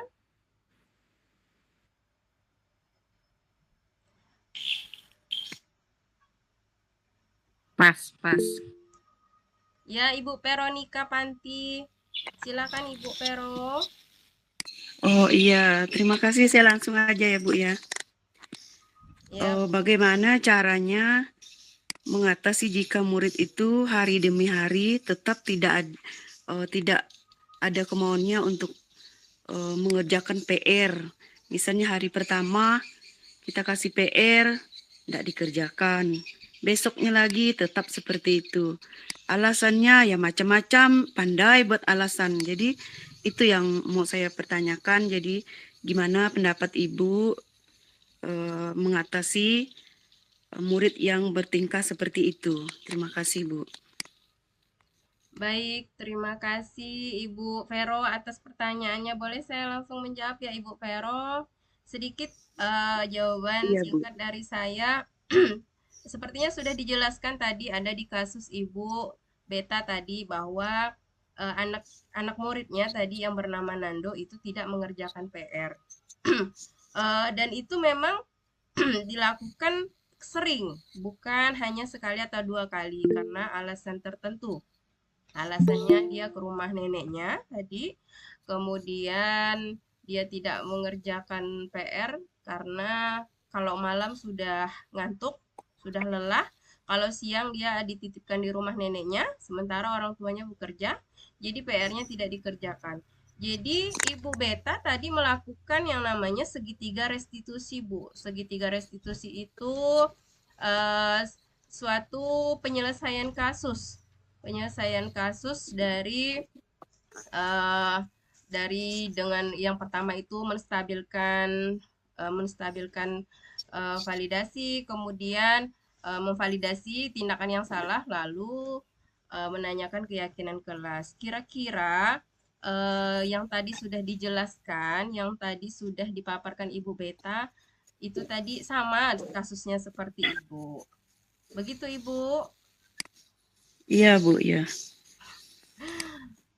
Mungkin Ibu terlewat kali tadi waktu Ibu Beta memaparkan kasus yang dialaminya. Atau Ibu Beta boleh menampilkan lagi kasus yang Nando tadi, Ibu Beta? Atau Ibu sudah jelas? Mungkin saya izin menambahkan sedikit, Ibu, boleh ya? Boleh, Ibu Marta sudah masuk lagi. Iya, tadi saya terlempar karena kebetulan di sini sedang mendung sekali, Ibu, gelap, jadi silakan Ibu Marta. Ke jaringan saya. Baik, tadi pertanyaan dari Ibu Veronica, betul ya? Ibu, bagaimana nih caranya kalau anak tuh kok udah terus-terusan nggak buat PR begitu ya, Ibu? Nah, iya Bu, iya. Yang pertama Bapak Ibu tentunya Bapak Ibu harus identifikasi dulu alasannya. Seperti tadi yang dilakukan oleh Ibu Beta, tanyakan alasan mengapa dia tidak mengerjakan PR. Bisa saja loh Bapak Ibu, anak-anak yang nggak mengerjakan PR ini di rumahnya itu mungkin tidak terlalu dipantau oleh orang tua begitu, atau bisa aja kurang motivasi, atau bisa aja PR yang kita berikan itu terlalu sulit begitu. Nah, mungkin Bapak Ibu bisa memanggil anaknya secara pribadi, tunjukkan bahwa Bapak Ibu ini peduli sama dia begitu. Jadi berikanlah perhatian ekstra kepada anak-anak ini supaya dia merasa itu tadi seperti kebutuhannya dipenuhi begitu. Jadi dia merasa dianggap keberadaannya gitu. Karena anak-anak ini Bapak Ibu, salah satu kebutuhan yang paling penting harus kita penuhi kepada anak sebagai guru itu ya kebutuhan untuk diterima Bapak Ibu. Jadi kita nggak cuma sekedar marah-marah, dia nggak buat PR, tapi dari kita tuh nggak ada usaha begitu. Jadi Bapak Ibu berikan dukungan. Jadi kalau misalnya menurut mereka PR-nya terlalu sulit misalnya, Bapak Ibu bisa tawarkan bantuan loh gitu. Jadi dari PR tadi yang 3 Ibu berikan, barangkali ada yang sulit. Coba kamu tanyakan ke Ibu, yang mana yang sulit, biar Ibu bantu kamu mencari jawabannya. Misalnya begitu. Kemudian Bapak Ibu juga harus jelasin nih konsekuensinya. Tapi konsekuensi di sini dalam artian tidak untuk menakut-nakuti ya. Misalnya Bapak Ibu jelasin, kalau dari 4 tugas dalam 1 semester kamu cuma buat 2, kira-kira nilai kamu nanti untuk rapor semester akan bagus nggak nak? Begitu. Jadi kalau misalnya dia nanti jawab, ya nggak bagus lah Bu, jelek. Nah kalau kamu mau nilai kamu bagus, jadi berikan dia kesempatan untuk memperbaiki diri. Bagaimana kalau kamu selesaikan tugas kamu yuk, supaya tugas-tugas akhir semester ini nanti rapor kamu bisa nilainya bagus begitu. Jadi Bapak Ibu pun harus memberikan pemahaman bahwa tugas itu akan berpengaruh pada nilai mereka di akhir semester begitu. Kemudian Bapak Ibu, kalau Bapak Ibu sudah merasa mentok, udah nggak tahu lagi nih mau berbuat apa-apa, mungkin Bapak Ibu bisa kolaborasi dengan orang tua. Jadi orang tuanya dipanggil, ceritakan masalahnya ke anak kita ini apa, dan minta bantuan orang tua untuk memantau anak-anak kita mengerjakan PR di rumah.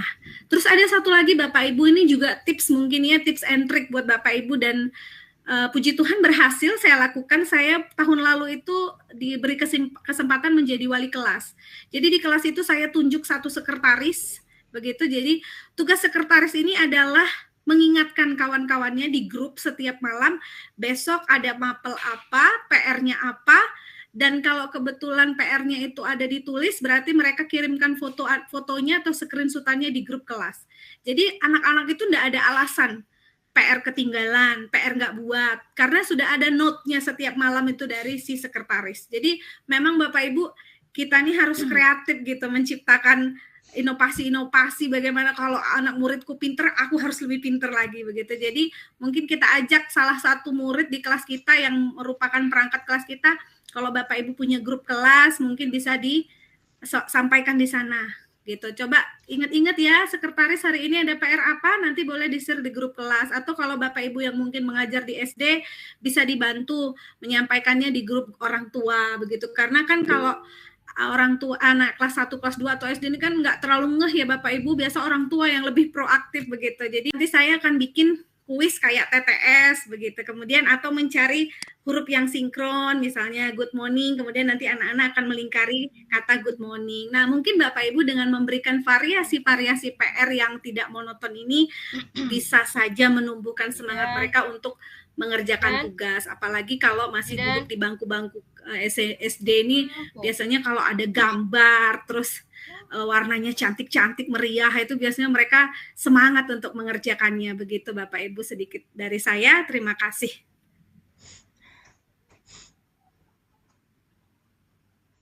Pada Ibu Agus, silahkan Ibu Agus. Baik, apa sudah tidak ada pertanyaan? Oh ya, Ibu Veronica, apa sudah jelas? Oh iya Bu, terima kasih atas segala tips-tipsnya dari Ibu. Mudah-mudahan ini bermanfaat sebagai masukan bagi saya pribadi. Terima kasih Bu sekali lagi atas penjelasannya. Iya, sama-sama. Terima kasih juga atas pertanyaan hebatnya Ibu Veronica. Baik, waktu sudah menunjukkan 1 jam setengah. Bapak Ibu, jika tidak ada pertanyaan, apakah ada Bapak Ibu yang ingin memberikan saran atau masukan? Nah, di kolom komentar sudah di-share oleh Ibu Marta Padlet yang untuk umpan balik ya Ibu Bapak, umpan balik mengenai apa yang sudah kami paparkan hari ini. Tolong masukannya Tolong sarannya apa yang Ibu Bapak rasakan dengan paparan kami, presentasi kami hari ini. Baik, Ibu Marta ingin menyimpulkan presentasi kita?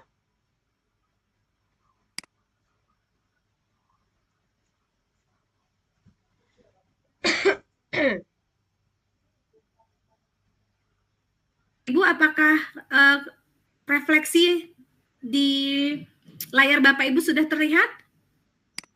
Sudah. Baik, Bapak Ibu, saya mohon izin bersama dengan rekan-rekan saya CGP Angkatan 11 untuk Bapak Ibu dapat mengisikan refleksi Bapak Ibu terkait dengan materi yang telah kami berikan tadi. Di sini Bapak Ibu sudah ada beberapa Bapak Ibu yang mengisi. Terima kasih.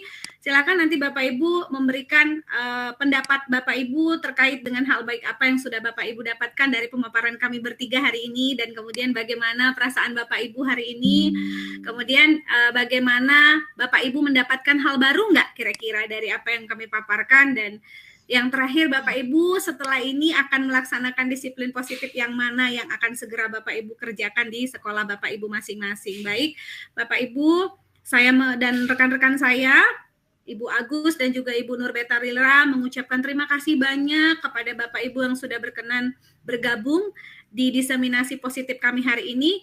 Izinkan saya menyimpulkan kegiatan kita sore hari ini. Bapak Ibu, melalui kegiatan ini kami mengajak Bapak Ibu, mari kita sama-sama berkolaborasi di sekolah kita masing-masing untuk menjadi guru yang bisa memahami kebutuhan murid kita, sehingga nanti anak-anak kita bisa tumbuh menjadi pribadi yang memiliki karakter profil pelajar Pancasila, begitu. Mereka bisa mandiri, kreatif, beriman dan bertakwa juga kepada Tuhan, dan juga memiliki nalar yang kritis, Bapak Ibu. Kemudian, harapannya dari posisi-posisi kontrol yang tadi sudah kita bahas bersama, Bapak Ibu bisa menerapkannya secara tepat di sekolah, dan kemudian juga melakukan segitiga restitusi sebagai salah satu Bapak Ibu cara kita untuk menangani kasus-kasus siswa kita di sekolah. Tetap semangat ya Bapak Ibu, jangan sampai kendor semangatnya supaya kita terus menginspirasi bagi teman-teman di sekitar kita. Sekali lagi saya ucapkan terima kasih. Wassalamualaikum warahmatullahi wabarakatuh. Selamat sore Bapak Ibu. Terima kasih. Selamat sore Bapak Ibu, terima kasih. Terima kasih.